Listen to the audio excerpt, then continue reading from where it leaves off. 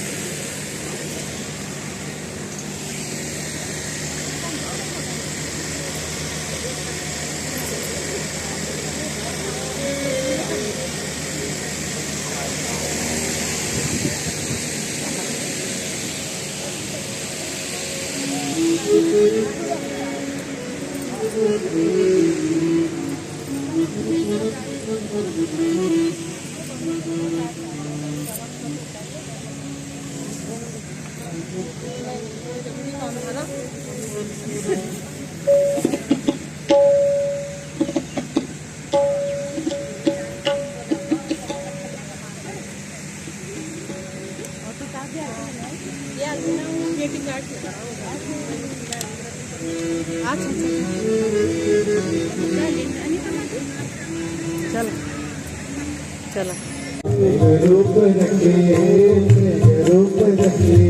कड़के मेघ बर के वर का पानी जग्या तकी कड़के मेघ बर के वर का पानी जग्या तकी बोला राम हरे कृष्ण बोला राम हरे कृष्ण बोला राम हरे कृष्ण। थोड़ा माया जाल छोड़ा लोग त्याग कृष्णा थोड़ा माया जाल छोड़ा लोग त्याग कृष्णा थोड़ा माया जाल छोड़ा लोग त्याग कृष्णा थोड़ा माया जाल छोड़ा लोग त्याग कृष्णा। राम हरे कृष्ण बोला राम हरे कृष्णा बोला राम हरे कृष्णा हरे कृष्ण हरे कृष्णा। जगनी ने कहा रात्रि के समय एकदम कौन समय द्वार खोला दिए किलो को ऊपर किया देखा तो एक स्त्री एक जवान स्त्री और वो भी बारिश में इस तरह से पूरे कपड़े गीले हुए कुछ बैठे। अरे तो इस समय का बोले महाराज क्षमा करना मुझे आपके आश्रम में शरण लेनी पड़ी क्या करें बहुत बारिश हो रही है और मैं मार्ग भटक गई हूँ और कृपा करके आज का आश्रय आपकी कुटिया में यहाँ मिल जाएगा। अरे बोले राम राम राम राम मेरी कुटिया में तुम्हें स्थान नहीं मिल सकता लेकिन हाँ एक काम करो सामने एक कुटिया खाली है वहां तुम चले जाओ और हाँ अंदर से द्वार बढ़िया से बंद कर देना। और जैसे वहां भेज दिया वो तो चली गई लेकिन उसके बाद जो जैमिनी के मन की हालत हुई अब जो विचार चलने लगे कि रात्रि के समय अकेली स्त्री मेरी कुटिया के सामने कुटिया में तो उसी समय निर्णय कर लिया कि मुझे द्वार पर जाना चाहिए मुझे मदद के लिए जाना चाहिए। अब जैसे द्वार पर आए तो द्वार खोले नहीं लाख प्रयास किया द्वार खोलने का लेकिन द्वार खोला नहीं। इतना कामातुर हुए कि उसके बाद में तो ऊपर छप्पर पे चढ़ गए और छप्पर पर चढ़ करके उस छप्पर को ऊपर तो घास फूसी और जैसे उस छप्पर को फाड़ करके भीतर प्रवेश किया उसी समय वहां क्या देखते हैं भगवान व्यास जी विराजमान हैं। बोले व्यास देव भगवान की जय। अब जो जैमिनी की हालत हुई जो पानी हुए हाथ पकड़ा गुरुदेव ने और कहा बेटा ये मैं केवल तुम्हें वही सूत्र का अर्थ बता रहा था, उसका ही केवल तुम्हें उसका जो रहस्य था उसको बता रहा था। मैं कह रहा था कि बलवान इंद्रिय ग्राम विद्वान समर्पित कर सकी। इंद्रियों का समूह इतना बलवान है कि विद्वानों को भी कर्षित कर देती है ये इंद्रियां। इसलिए तुम उस दिन तो कह रहे थे कि ना ना ना ऐसा हो नहीं सकता, विद्वान थोड़ी कर्षित होते। तो अब तुम्हें पता चला कि नहीं?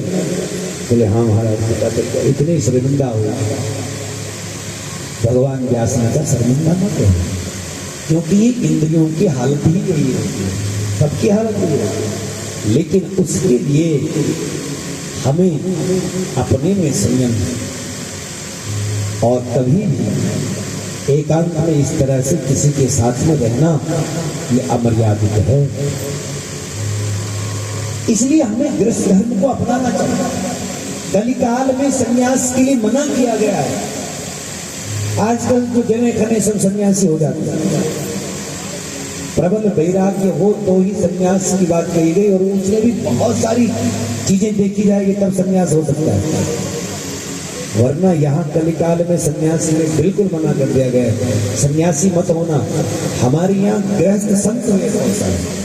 वर्तमान में कितने सारे हमारे भक्ति काल में कितने सारे गृहस्थ संत हुए, चाहे कबीरदास जी हो, चाहे सूरदास जी हो, चाहे तुलसीदास जी हो, ये सब कितने नामदेव हुए, तुकाराम जी हुए, ब्रह्मदास जी हुए, ये सब जितने संत हुए सब गृहस्थ संत। एक से एक भगवत प्राप्त महापुरुष हुए, इन्होंने भक्ति की और इनके अनेक अनुयायी हुए। भक्ति मार्ग से हमने भगवान को पाले, गृहस्थ जीवन में रह करके सब किया। इसलिए जनक जी सुखदेव जी को कह रहे हैं, सुखदेव जी अगर कोई नीचे सोया हुआ है जमीन पर तो उनको गिरने का भय है क्या? आप लोग नीचे बैठे हुए हैं, जो लोग नीचे बैठे हैं उनको गिरने का कोई भय है ही नहीं। लेकिन जो कुर्सी पर बैठे हुए हैं, हो सकता है कुर्सी का क्या भरोसा, कहीं एक आध पांव उसके आड़े टेढ़े हो गए तो कई लोग झूल रहे होते कुर्सी पर।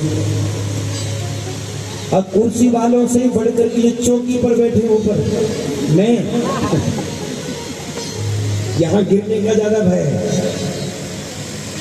यहां गिर गए तो फिर महाराज, इसलिए कई बार तो देखना पड़ता है कि कार्यकर्ताओं ने ठीक लगाई है व्यासपीठ की नहीं लगाई। फिर कार्यकर्ताओं में कोई भरोसा नहीं कि दुश्मन निकालने अपने हमारे साथ।